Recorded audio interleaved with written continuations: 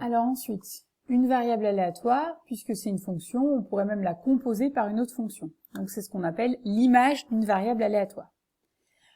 On a oméga p un espace probabilisé fini, E un ensemble et X une variable aléatoire sur oméga à valeur dans E. On se fixe grand F un ensemble et petit f une fonction qui va de grand E dans grand F. La fonction f rond X est également une variable aléatoire. On l'appelle image par f de la variable aléatoire X. On la note f de X au lieu de f rond X, mais f de X c'est une fonction.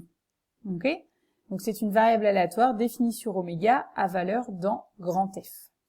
Comment est-ce qu'elle est définie ? Un petit oméga appartenant à grand oméga, elle associe f de X de ce petit oméga.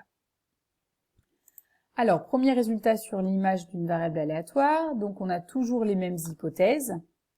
La variable aléatoire f de X a la loi suivante.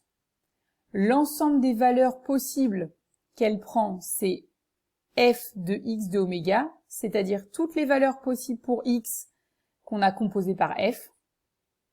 Et enfin, pour tout y appartenant à fx de oméga, c'est-à-dire pour tout y dans les valeurs possibles de fx, la probabilité que fx soit égal à y, c'est la probabilité que grand X appartienne à f-1 du singleton y, c'est la somme sur tous les x appartenant à x de oméga qui sont des antécédents de petit y de la probabilité que grand X soit égal à petit x. Autrement dit, et on va le voir dans la démonstration, la probabilité que f de x soit égal à y, c'est la somme des probabilités de x égale x pour tous les petits x qui, quand on les met ici à la place de grand X, vérifient bien f de x égale y. Ce qui est assez cohérent finalement. Alors on va démontrer ce théorème 3.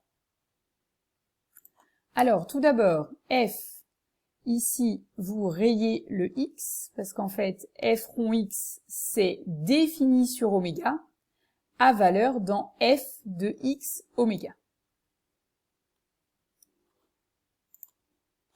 Ensuite, on s'intéresse au calcul dans la deuxième probabilité. Donc je fixe y, un élément de f de x de oméga, c'est-à-dire une valeur prise par la variable aléatoire fx.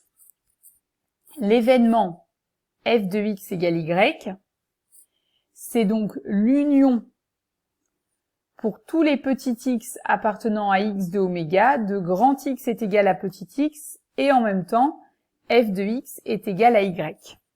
Donc c'est l'union sur tous les petits x appartenant à x d'oméga tel que f de x égale y.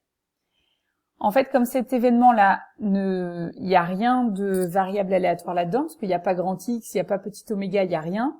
Donc cette condition-là, on peut le sortir un peu de l'événement. Et je dis que je fais donc l'union sur tous les X appartenant à X de grand oméga qui vérifie cette condition de l'événement grand X appartenant à X. Et puis en plus, tous ces singletons-là, puisque ça forme un système complet d'événements, leur union, leur intersection est l'ensemble vide, c'est-à-dire que cette union est une union disjointe.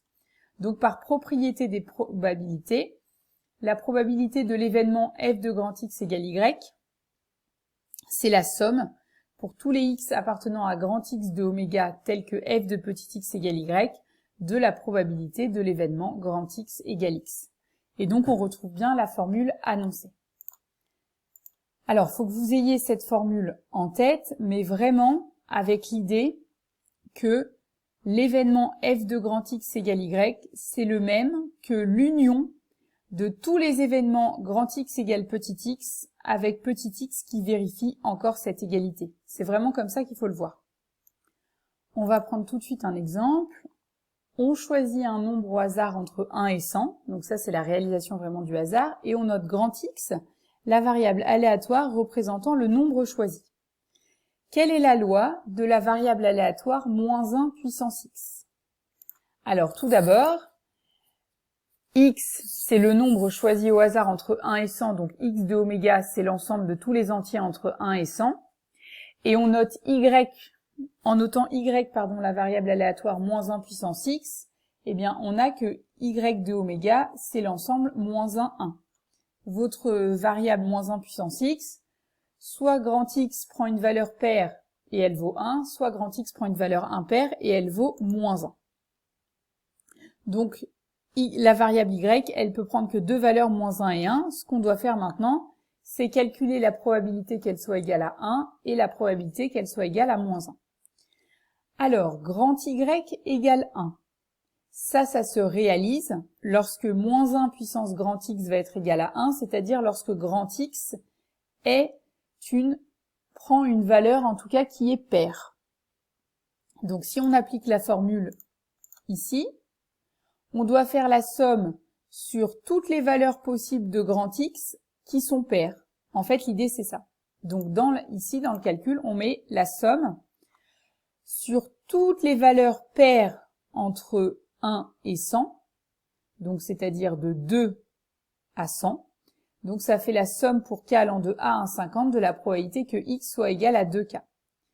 Et puis x, comme c'est un nombre choisi au hasard uniformément entre 1 et 100, bah chacun de ces événements à k fixé a pour probabilité 1 sur 100. Donc finalement, la probabilité que y soit égal à 1, c'est 50 sur 100, c'est-à-dire 1,5, ce qui est assez cohérent. Et puis la probabilité que y soit égal à moins 1, puisque p est une proba, c'est 1 moins la probabilité que y soit égal à 1, et donc on retrouve également 50 sur 100. Donc en fait, votre variable y, pardon, je vais y arriver, ici, eh bien, elle vaut 1 avec proba 1,5 et moins 1 avec proba moins 1,5.